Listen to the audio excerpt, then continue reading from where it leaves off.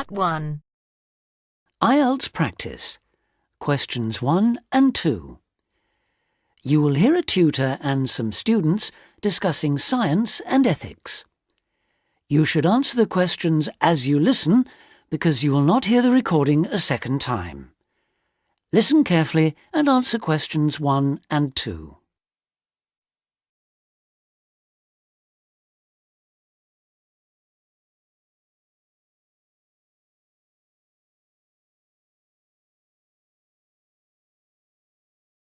And answer questions 1 and 2.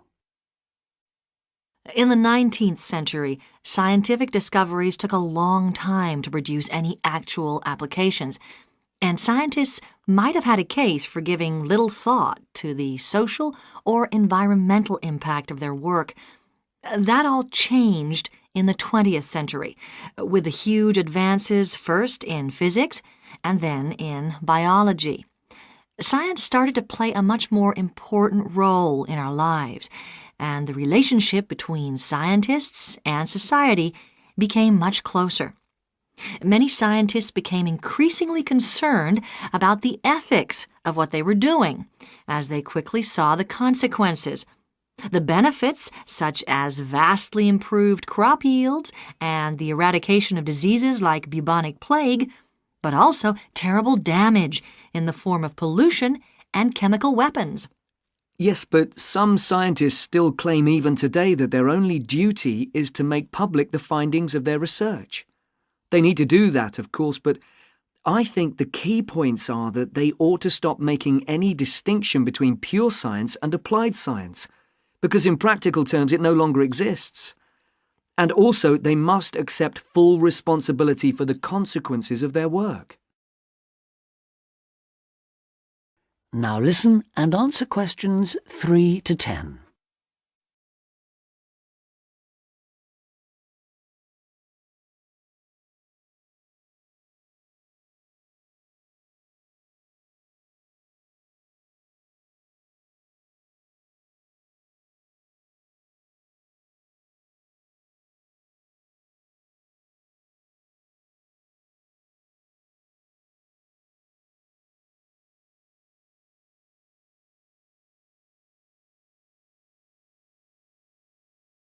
Now listen and answer questions 3 to 10. Let's explore that last point a little further. How can scientists put that responsibility into practice? By educating the public, particularly through the media and at the workplace. Another thing they must do is advise on what might one day go wrong as a result of what they're coming up with now. That seems essential. And just as importantly, if and when things do go wrong, they need to sort them out, especially where the fault lies with the original research. How do you feel about the international role of scientists, given that their work crosses frontiers so readily? I think it gives them, or at least should give them, a global view. In this respect, some of them are better placed than many politicians to see how new discoveries are likely to affect particular parts of the world. But will the politicians listen? Probably not. But I'm not suggesting getting involved with politics or politicians. Much better to raise the public's awareness of scientific issues so they can put the pressure on at election time. There's a problem here, though, isn't there, with the way the public sees scientists. They're all either mad or bad. That's something they need to work on, definitely. To regain public trust, they'll have to show they're accountable, and that science is about improving people's lives. That may not be so easy. What do you think are the areas in science that really worry people these days? Science in agriculture, above all. There's been all this media hysteria about Frankenstein foods, but there is a genuine issue here. Whether adding specific genes to plants is a valid way of increasing food production, or whether it risks the appearance of new diseases, of superweeds and pests. Which links it to another controversy, using chemicals to control pests. And that's something else that was at first thought to be harmless, but we now know that the careless spraying of crops has led to all kinds of health problems for people. Plus a devastating loss of biodiversity, with huge numbers of insects, birds and mammals simply disappearing from the countryside, fish dying in poisoned rivers and so on. And of course, if we're talking about death on a massive scale, then we have to mention the role of science in enabling the military to wage chemical and biological and nuclear warfare, which has destroyed life in so many parts of the world. Okay, I think we've identified some major topics there. There's something I'd like to add, if I may. Sure, it's important for scientists and future scientists to talk about major issues like these, but we might also want to look at what we can do or not do in our everyday lives, particularly as many of us will be earning more money than we actually need for basic necessities. I'm thinking here of things like burning fossil fuels by driving everywhere. What do you think? Well, something that scientists seem to do rather too often is take planes to distant places, which is highly damaging environmentally. For instance, to attend conferences on subjects like the disappearing ozone layer. When nowadays they could probably stay at work and use a video conferencing link anyway. Which may in fact be an example of how progress in computer science can impact positively on the environment. But going back to harmful things, what else can be done? Again, on the air transport theme, there are the huge distances a lot of consumer goods travel before they actually reach the shops in this country. This seems another extreme waste of energy, especially if much of what is being produced and carried is packaging. Perhaps it's worth shopping for more locally produced items.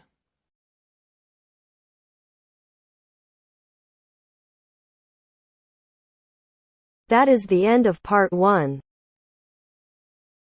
You now have half a minute to check your answers.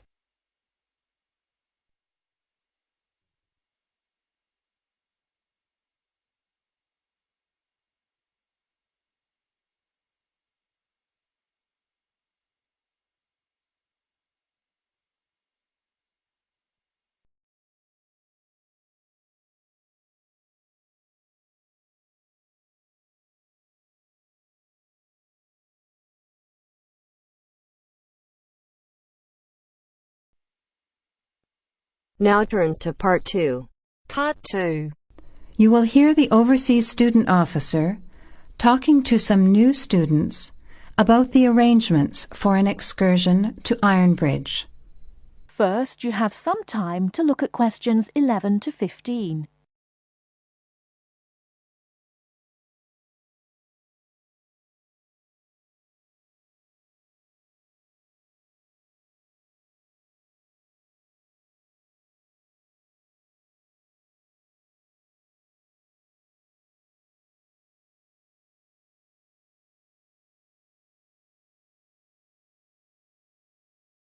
Now, listen carefully and answer questions 11 to 15. Hello everyone, my name is Pamela Sutcliffe and most of you already know that I'm the Overseas Student Officer here at Salopian Technical College. Next Tuesday, the 28th of September, we have arranged an excursion for all new students to the important historical town of Ironbridge. We are hoping you'll all come, because not only is the history of Ironbridge very important and interesting, but also an excursion like this is a relaxed and fun way to get to know each other. Ironbridge is about 55 kilometres from here, and we'll be travelling by the college bus, which holds 40 people. If there are more than that, we'll bring a couple of staff cars as well, though I might ask you to indicate on the list if you have a car and would be willing to take a couple of passengers. The list I'm referring to is up there on the student notice board, and if you would like to come on Tuesday, would you please add your name as soon as possible? By the way, could you please print your name clearly? I know some people have wonderful signatures, but often I'm afraid I can't read them, which can cause problems. So if we need extra transport and you could bring your car, can you tick the car column next to your name? Could you also add your student number and your telephone number, just in case there are any last-minute changes and we have to contact you? The other information I need to give you is about lunch. There's a very nice little restaurant in Ironbridge which gives a 15% discount to the college when we bring groups. That means lunch is only about £4, and they do good vegetarian meals too, so it's usually no problem for those of you on special diets. But if you prefer to eat your own food, that's fine too, either on the bus or in the park. But I'd encourage you to try the restaurant. Now, talking of costs, I should tell you that the bus will only cost you £10, and if you bring your car, we'll pay for the petrol, so you get a free trip in return for driving there.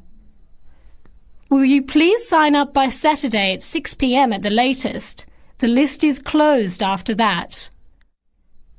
We will depart at 9:30 a.m. sharp on Tuesday morning, so please make sure that you arrive at least 15 minutes before so that you can find a seat and get settled on the bus. Before you hear the rest of the talk, you have some time to look at questions 16 to 20.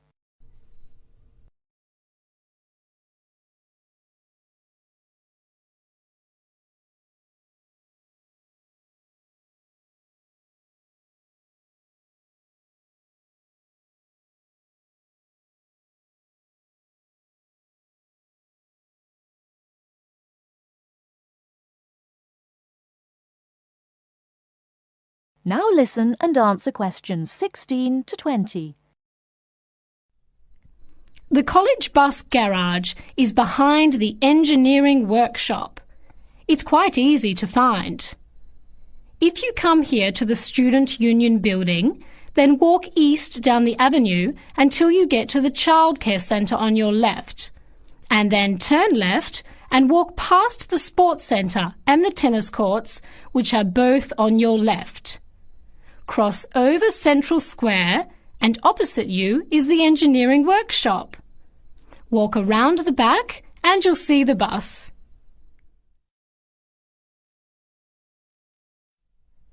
Please wear comfortable shoes, as we'll be walking around Ironbridge and be on our feet for most of the day. Wear a warm jacket, and you might like to bring an umbrella and a backpack to put them in if the weather's warm and sunny, which we hope it will be, but of course we can't guarantee that. Certainly bring your cameras and any snacks or drinks for the bus journey there and back, which should take about an hour and a half each way.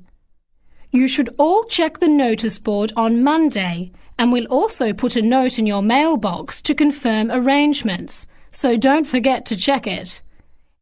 Now, why are we visiting Ironbridge? Well, Ironbridge, as the name suggests, has got the original iron bridge. That is, the first ever iron bridge in the world. It was the birthplace of the Industrial Revolution, and for 40 years it led the world, as Britain changed from an agricultural society into an industrial one.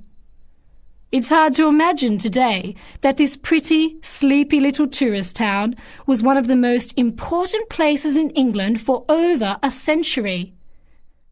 Just imagine, 200 years ago, people from all over Europe and even North America came to Ironbridge to learn about what was then the latest technology. Today it is listed as a World Heritage Site by the United Nations, as they consider the unique collection of industrial monuments, rank it alongside the Grand Canyon, the pyramids, and the Great Barrier Reef.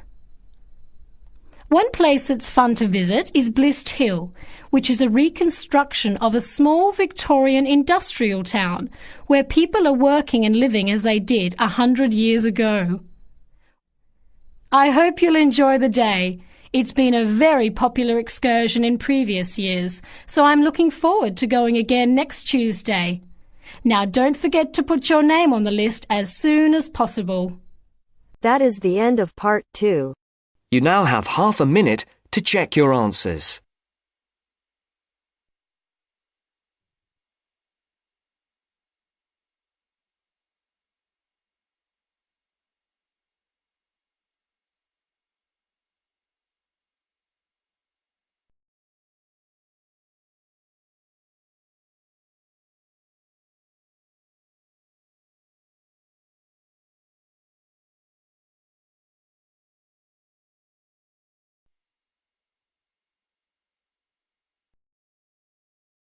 Now turns to Part 3.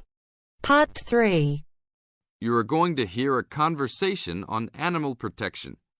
First, you have some time to look at questions 21 to 25.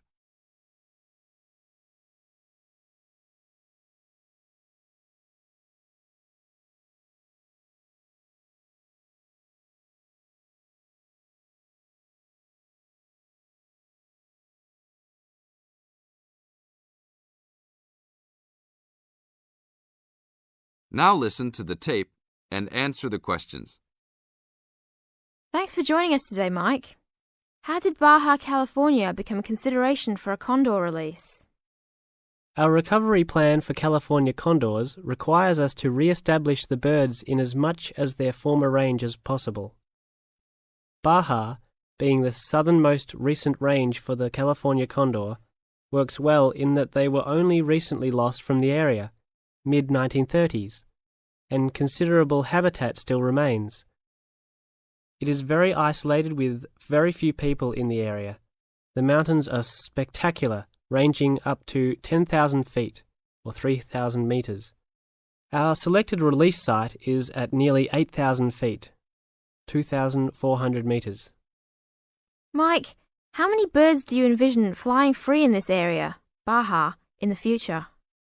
We will be releasing 4 to 8 birds on a yearly basis and will reconsider the situation when we have 20 birds in the area. What age do the birds have to be before moving them? That's a good question. Typically, we move them at 8 months to 18 months old. Birds are ready to fledge, or leave, from the nest at 6 to 7 months of age. In our current release group in Baja, we have birds as old as 30 months. It will be interesting to see how they behave. I expect that they will want to range more than younger birds and make it challenging for us to keep up. Is there a maximum number of birds a certain area can support? Yes, it's called the carrying capacity for any area, for any species. In our case, our strategy to find that number is to saturate the environment to a level where we determine that the birds are showing difficulty either in finding food, behaviorally, or in survivorship. That level is greatly determined by the availability of food in the area and nesting possibilities.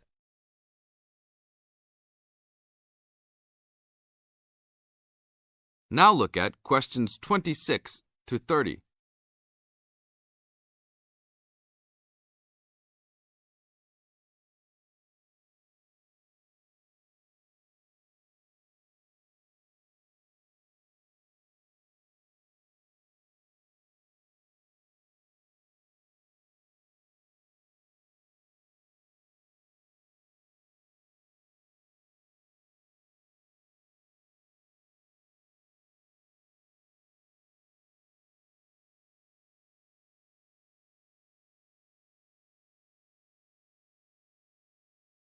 As the talk continues, answer questions 26 to 30.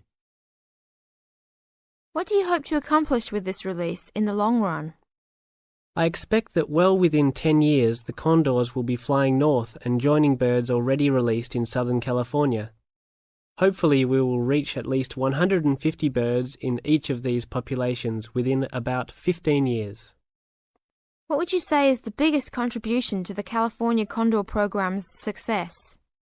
That would have to be the fact that we were able to breed the birds in captivity from the 27 birds we started with in 1987 to the 205 birds we have today. This is thanks to cooperation between the San Diego Wild Animal Park, the Los Angeles Zoo, and the World Center for Birds of Prey in Boise, Idaho. Are there any problems keeping track of and protecting your released animals outside of the US? Nope. We are using radio transmitters and will be using the new satellite and GPS transmitters as well. Which system is better? Using satellites. The advantages over radio telemetry are numerous. It makes it possible to keep up with the bird's flight without being led miles in a matter of minutes.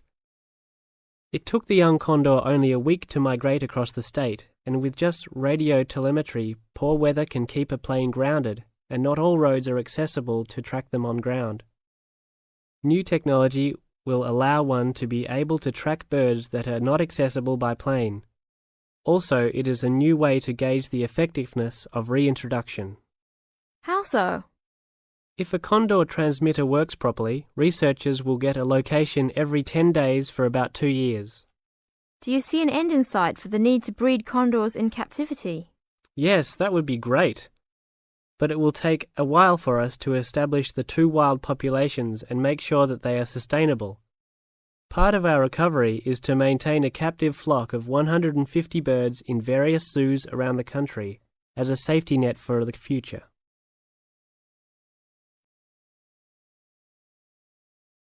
That is the end of part 3. You now have half a minute to check your answers.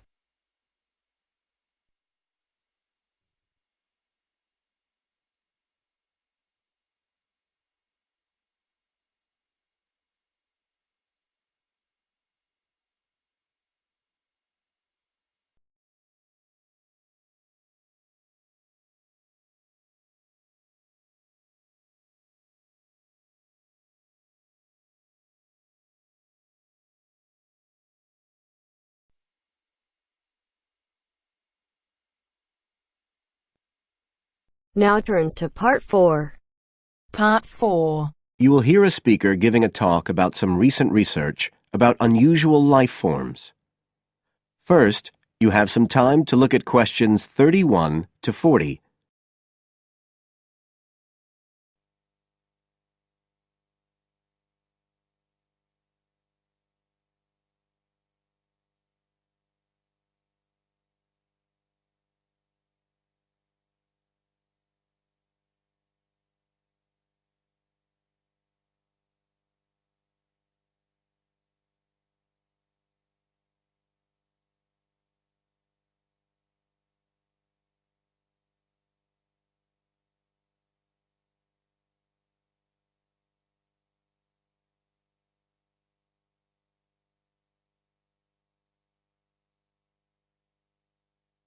Now listen carefully and answer questions 31 to 40. Hello everybody, and welcome to the 6th of our ecology evening classes. Nice to see you all again. As you know from the programme, today I want to talk to you about some research that is pushing back the frontiers of the whole field of ecology. And this research is being carried out in the remoter regions of our planet, places where the environment is harsh and, until recently, it was thought that the conditions couldn't sustain life of any kind. But life forms are being found, and these have been grouped into what is now known as extremophiles. That is, organisms that can survive in the most extreme environments. And these discoveries may be setting a huge challenge for the scientists of the future, as you'll see in a minute. Now, the particular research I want to tell you about was carried out in Antarctica, one of the coldest and driest places on Earth.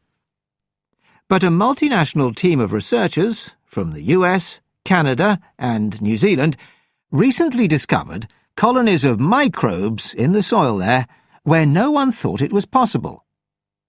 Interestingly enough, some of the colonies were identified as a type of fungus called Bouveria bassiana, a fungus that lives on insects.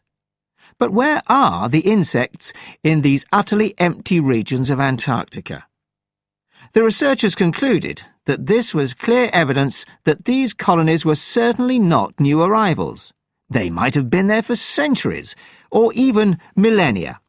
Possibly even since the last ice age. Can you imagine their excitement? Now, some types of microbes had previously been found living just a few millimeters under the surface of rocks, porous Antarctic rocks.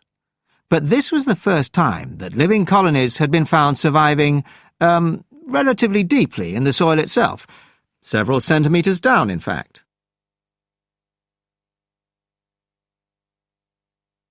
So, the big question is, how can these colonies survive there? Well, we know that the organisms living very near the rock's surface can still be warmed by the sun, so they can survive in their own microclimate, and this keeps them from freezing during the day. But this isn't the case for the colonies that are hidden under the soil.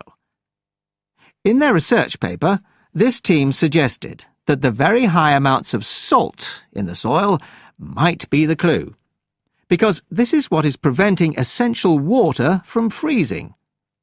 The team found that the salt concentration increased the deeper down they went in the soil. But while they had expected the number of organisms to be fewer down there, they actually found the opposite. In soil that had as much as 3,000 parts of salt per million, relatively high numbers of microbes were present, which seems incredible. But the point is that at those levels of salt, the temperature could drop to minus 56 degrees before frost would cause any damage to the organisms. This relationship between microbes and salt, at temperatures way below the normal freezing point of water, is a really significant breakthrough. As you all know, life is dependent on the availability of water in liquid form, and the role of salt at very low temperatures could be the key to survival in these kinds of conditions. Now, the process at work here is called supercooling, and that's usually written as one word, but it isn't really understood as yet, so there's a lot more for researchers to work on. However, the fact that this process occurs naturally in Antarctica may suggest that it might occur in other places with similar conditions, including on our neighbouring planet, Mars. So, you can start to see the wider implications of this kind of research. In short, it appears to support the growing belief that extraterrestrial life might be able to survive the dry, cold conditions on other planets after all. Not only does this research produce evidence that life is possible there, it's also informing scientists of the locations where it might be found. So all of this might have great significance for future unmanned space missions. One specialist on Mars confirms the importance of the interaction. That is the end of part 4. You now have half a minute to check your answers.